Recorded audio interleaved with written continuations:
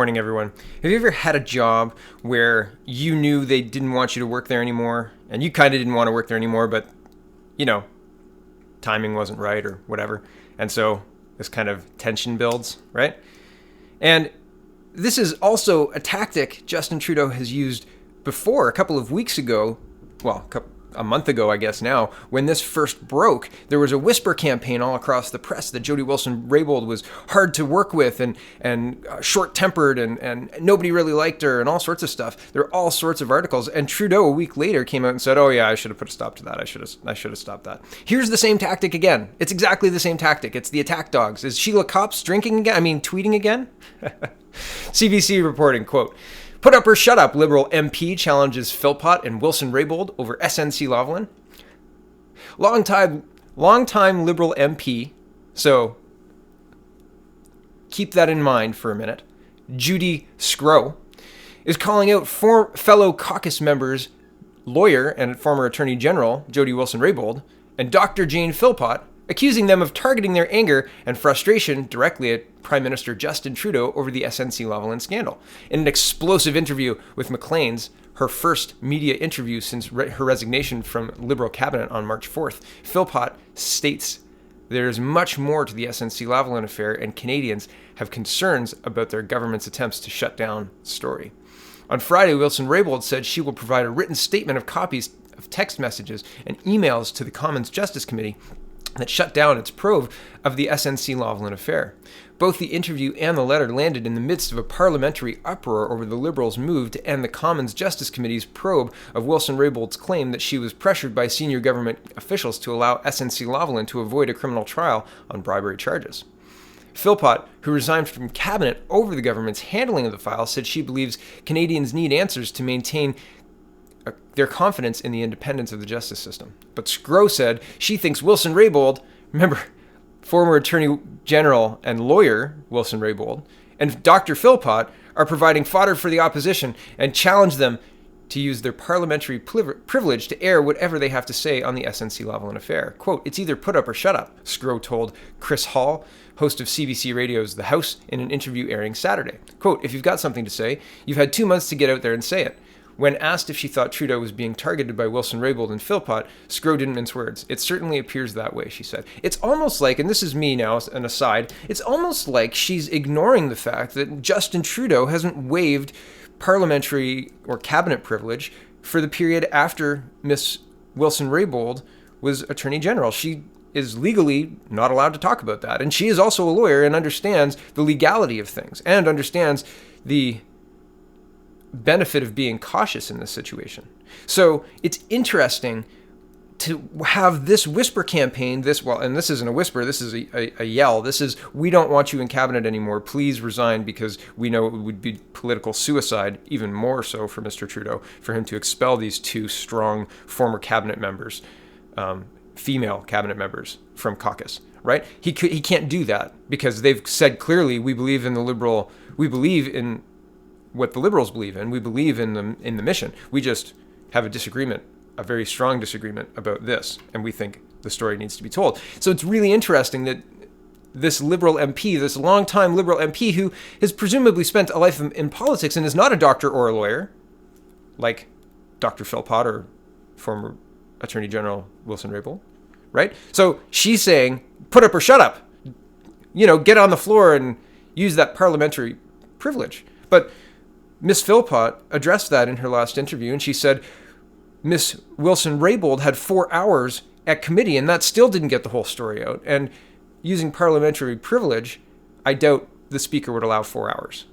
So, interesting play here. It seems like the Liberals are completely tone deaf and are in crisis mode, but the crisis mode is not working. It's backfiring. It's blowing up in their face every single time. It's like they've got that Sideshow Bob scene in The Simpsons where he's walking on the Simpsons lawn and it's full of rakes.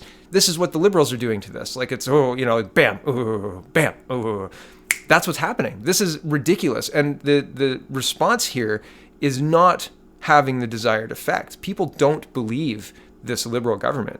Trudeau looks like a liar. His credibility is shot. And all of these, Sheila Copps, did anybody read those tweets? It was incoherent drivel. It was just like crazy old Michael Wernick coming out and spinning his conspiracy theories about assassination.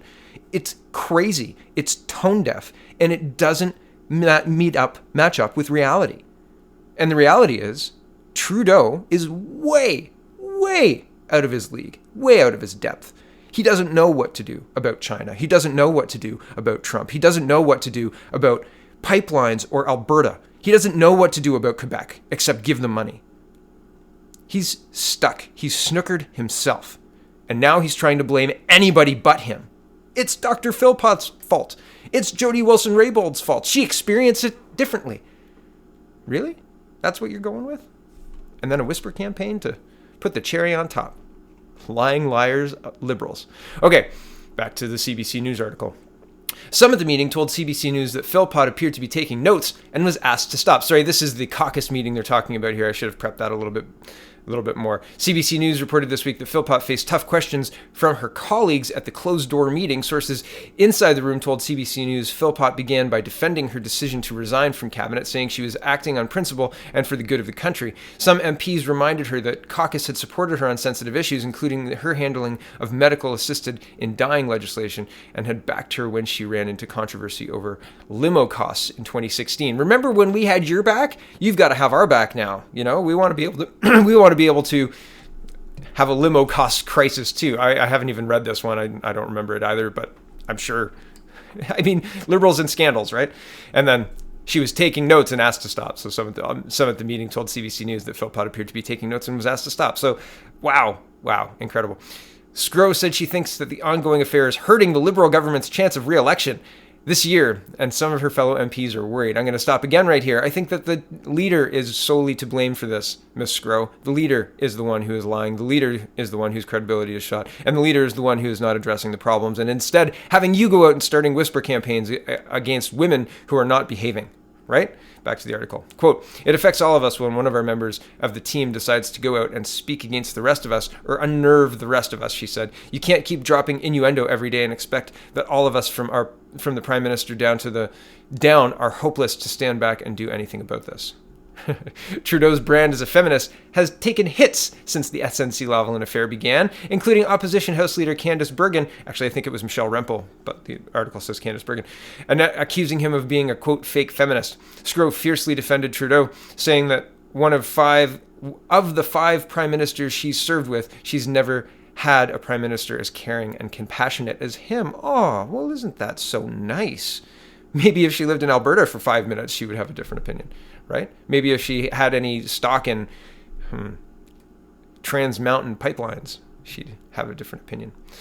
Back to the article. Quote, let's let things get investigated by the proper people and not politicians who are out to knock each other. Oh, Miss Sgro, we agree. It's unfortunate that your party voted to have Liberals investigate themselves. Mr. Housefather is not the person I would want to be investigating this, nor is he the proper person to investigate this. An independent inquiry is probably the only political way that any Canadians will be satisfied right now. But even that at this point wouldn't satisfy me. I want a whole change of government, and probably a whole change of the bureaucracy too, because the bureaucracy layer is sick in Canada.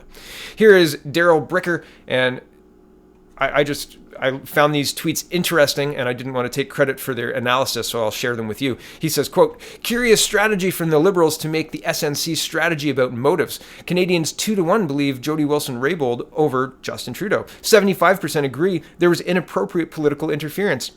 62% say PM has lost moral authority to govern. 84% want RCMP investigation. 85% want a public inquiry. Challenging motives, questioning interpretations requires superior credibility. The polling shows making it about credibility plays to Jody Wilson-Raybould's strengths and not the Liberals.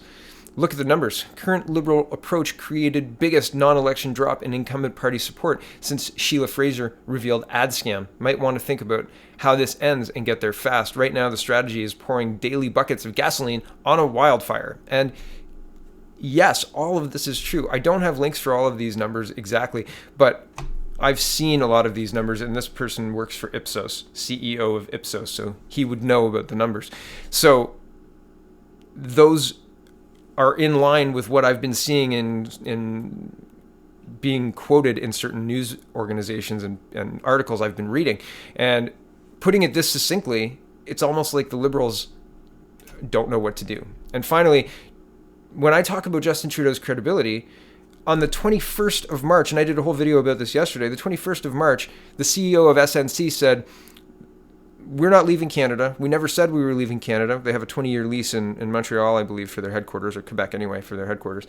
And 9,000 jobs, those people will definitely not lose 9,000 jobs. Like, those jobs aren't going to magically disappear. Those people will get jobs, et cetera, et cetera. And Trudeau doubles down at this town hall, and his credibility is shot. So this is Global News reporting. Trudeau insists he was trying to protect SNC Lavalin jobs, even as its CEO says he didn't raise them. So that was on the 21st that the SNC Lavalin CEO said he didn't raise that as an issue with Trudeau. And on the 22nd, more than 24 hours after that interview, Trudeau is still telling people in Barrie, oh yeah, it's about jobs, 9,000 or 10,000 jobs, 10,000 jobs maybe.